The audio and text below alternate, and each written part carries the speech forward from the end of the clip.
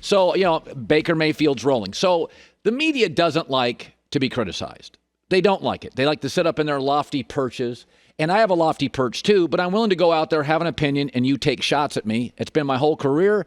I don't spend a lot of time worrying about what social media thinks of me. Most of my comments, I don't care what my bosses think of me. This is what I am. I lay it out. Some like me, some don't. I'm good with it, right? I work hard. We work hard. But the media tends to play it safe because they don't want pushback. So when guys like me came out, and there's only a couple in the country that we said, Baker's better without OBJ. Oh, the pushback was like, whoa, are you so stupid, idiotic? You know what you're talking about. It is ridiculous to... It's not ridiculous at all. Have you ever had somebody in your life that you try to impress? A big brother? A boss?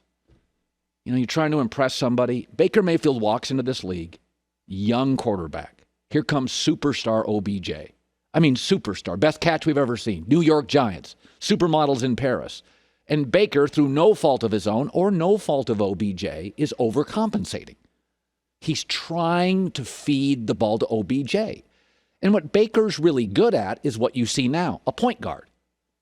He's not the biggest guy, the best arm, the best athlete, but he's throw the ball accurately, mix it up, no pressure on Baker, find the open guy, hit him. He's a point guard now. So before OBJ got hurt, there was a play that Baker was throwing to him and OBJ got hurt. Since that play, when OBJ was not available, 15 touchdowns, 1 pick. With OBJ, 10 touchdowns, 7 picks. His passer rating with OBJ was 80. Without it, it's MVP stuff. It's Aaron Rodgers, 112. Now, I don't think Baker is Aaron Rodgers. But the point being is, it is not ridiculous or a hot take to suggest that a young quarterback, Dak with Dez, Baker with OBJ, is influenced by a wide receiver that is a star, established in the league, a home run threat, and you want to appeal to him. You want to curry favor like Dak with Dez or Baker with OBJ. I'm not pointing fingers and blaming people, but we've all had a big brother we try to impress, or a boss or a coworker or a woman or a date we're trying to impress. It's natural. It's human. But Baker Mayfield's passer rating without OBJ is 112. That's Aaron Rodgers. So it's just, he's a better quarterback.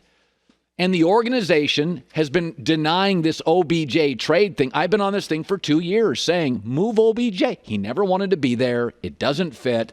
Do not put this burden on Baker Mayfield, who is clearly pressing to get the ball to OBJ. And it's not a hot take. It's not even disputable. And by the way, Baker's current numbers are actually depressed because Baker had to play 2 games at home in Cleveland in tsunamis. Remember that game against the Raiders when it was like 40-mile-an-hour winds? You couldn't land planes in Cleveland? He played 2 or 3 straight games at home where Baker couldn't throw the ball. Even though the weather dictated it. So Baker's numbers would be better without OBJ. And when he had OBJ, he was throwing in better weather. Now he's throwing in worse weather, and his numbers are through the roof. It's not a hot take. It's the reality of humans. We're all trying to impress somebody.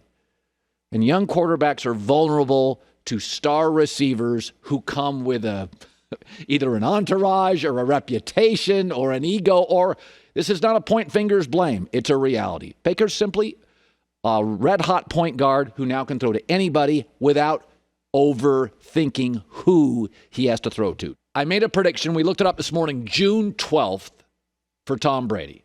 And I said at the time, Joy was here, I said it's going to be very Matt Ryan-esque. So I went and looked at Matt Ryan's numbers, and I predicted Tom would go 10-6, have a 2-to-1 touchdown to interception ratio. You can look at the numbers there, our television audience. For the radio audience, I predicted 28 touchdowns, 13 picks, a 64% completion percentage, and 95.5 passer rating. That is really Matt Ryan. So what is the reality? The reality is his touchdown to interception ratio, 32-11, is 3-1. I'm pretty darn close on both the passer rating and completion percentage. He's slightly better, 2% better, 1% better than I predicted for both. The reality is he's going to go 10-6 or 11-5. So I was very, very accurate, except his touchdown to interception ratio has been much better than I thought. And I'm watching them yesterday, and here my two takeaways on Brady is he's not the problem. If they've got a problem, it's their secondary. It's kind of a mess. It's young, talented, and gets burnt a lot. Atlanta just torched it early. So their issue is not Brady. He is having a better than Matt Ryan year. And the other thing is, how many quarterbacks in the NFL trail 17-0 at half, and you still feel like I did yesterday as Tampa's fine? Mahomes, obviously. Aaron Rodgers, not as much. Russell Wilson, kind of. Like, it was 17-0, and I never felt they were out. I kind of felt like they're going to figure this thing out. The second thing is, Tampa's going to has a potential to be a nightmare in the first round for somebody. Green Bay. They blew them out, and they match up really well with them. Seattle. Their offense has gone in hiding for 5 weeks. Saints. Breeze looks really old. Rams, get pressure on Jared Goff. We saw it yesterday. They're not the same team. So Brady's not the issue to me. The issue is sometimes the coaching staff running the football more. That's the issue. The issue is the back end is really young, and against an Aaron Rodgers or a Russell Wilson and DK Metcalf or even a Jared Goff, you could see that secondary being a huge, huge problem. But I think Brady, if you're fair about it and honest about it, and I said this last week, Aaron Rodgers is having an amazing year. But Aaron Rodgers' numbers last year with a new coach, just a new coach, not a new city, not a new house, not a new roster, not new wide receiver, just a new coach. Aaron Rodgers' numbers last year weren't as good as Brady's this year.